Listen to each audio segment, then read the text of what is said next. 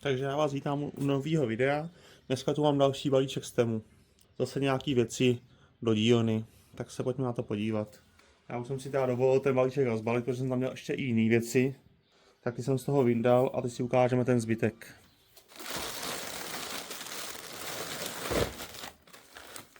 Takže, první balíček.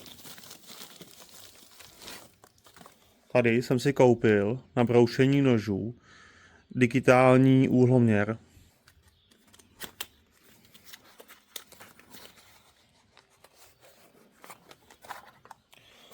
Takovejhle pěkný, tady má ze spodu magnet, jo. Zapnete, necháte ho skalibrovat a už ho můžete používat.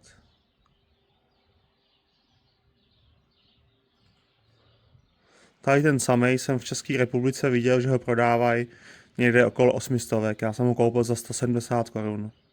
Což si myslím, že práci udělá úplně stejnou a za ty peníze je to krása. Pro mě je to aspoň dostačující. Pro někoho možná ne, ale mě to na to moje broušeníčko doma stačí. Takže to je první věc, takováhle.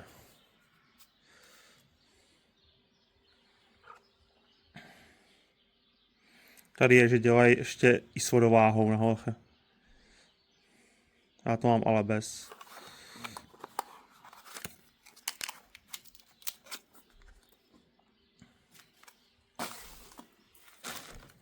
Tak, tady máme nějaký další balíček.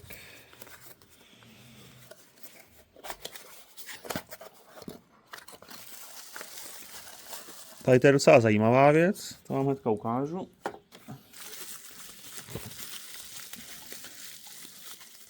To je, jak brousím ty nože do sekačky.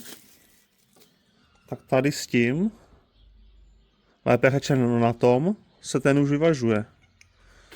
Si to dáte na stůl, na to položíte takhle z vrchu nůž a já vám to ukážu zblízka. A buď to drží takhle rovně, což znamená, že ten nůž je vyvážený, anebo se vám to takhle na nějakou stranu převrátí, což znamená, že ten nůž je špatně vyvážený a musíte to přivrousit. Takže to je další taková věc, kterou jsem si objednal. Pak mám tohleto, což je velice dobrá věc, si myslím, že by se doma hodilo každému. A to jsou magnetický, nebo lépe řečeno hliníkový čelisti do svěráků, ale vevnitř s gumou. Když si tam upnete něco měkkýho, nebo co nechcete, abyste tam měli obtisklý čelisti, tak použijete toto.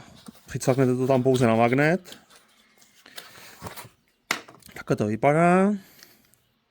Jedna a druhá čelist. Tady máte tu gumu, jak jsem vám říkal. A tady to nacvaknete pouze takhle na magnet. Tady dáte druhý. A už se vám s tím, co tam děláte, nic nestane.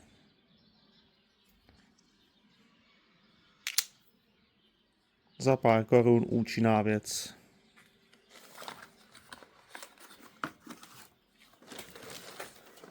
Tak, další balíček je tady. Jo, to mám držák na flexu. Že si ji přidělám na stůl někde. K tomu s tou, co budu brousit. Jak jste viděli v tom předchozím videu, jestli jste neviděli, jak se ho určitě pusťte, jak jsem si koupil tu flexu Parx High Performance Aku.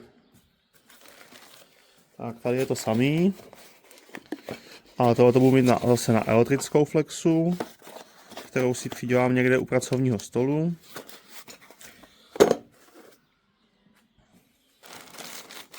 Tak, co tu máme dál? Jo, tady jsem si objednal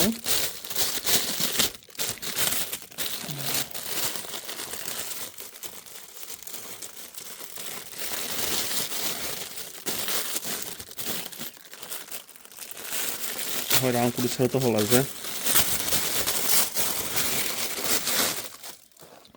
Takovýhle kotouče. Mělo by to být do flexy, ale ta díra, oni ji dělají trošku menší. Takže to tam neupnete, ale já to budu dávat do vrtačky. Jo? A jsou to v podstatě takovýhle filcový kotouče na nějaký leštění a takovýhle věci. Je tady hrubší a jemnější. Což si myslím, že by se taky každému doma hodilo.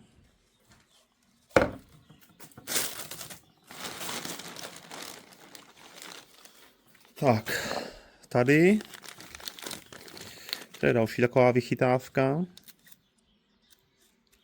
To je, když si zkracujete šrouby nějaký a nechcete ho složitě obrušovat, ten šroub na brusce, ten uřízlej konec, aby jste mohli chytit závit matkou. Si to upnete do vrtačky a tady to má nože a tady tím to vlastně ten konec zbrousíte do pravidelného konusu. Takováhle maličkost a doufám, že to bude fungovat. Pak vám to někdy ukážu v praxi, jak to funguje.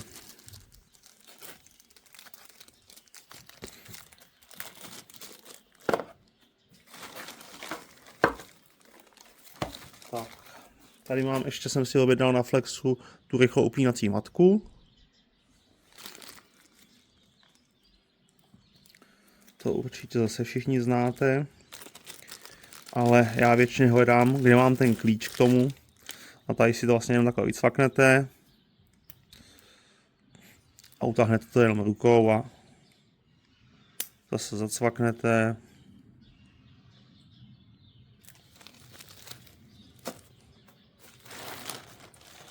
Tak a tady jsou zase kotouče. A tady jsou různé hrubosti. Tohle to by mělo být na broušení kuchyňských nožů. Tak to vyzkoušíme někdy, jak to bude fungovat. Takhle jsou různé hrubosti. 400, 800, 1200 a 2000. Jo. Tak si to někdy vyzkoušíme, já vám to ukážu, jak to funguje nebo nefunguje. Já doufám, že to aspoň nějak fungovat bude. Takovýhle zelený kotouče. Takhle jsou balony 4. Tak, a to je asi pro dnešek všechno. Taška je prázdná už. Takže tohle je celá moje objednávka. A v nějakých dalších videích si ukážeme, jak ty jednotlivé věci fungují a tak. Já doufám, že fungovat budou. To je prostě pro dnešek všechno. Tak se mějte všichni moc hezky a uvidíme se zase u dalšího videa. Ahoj.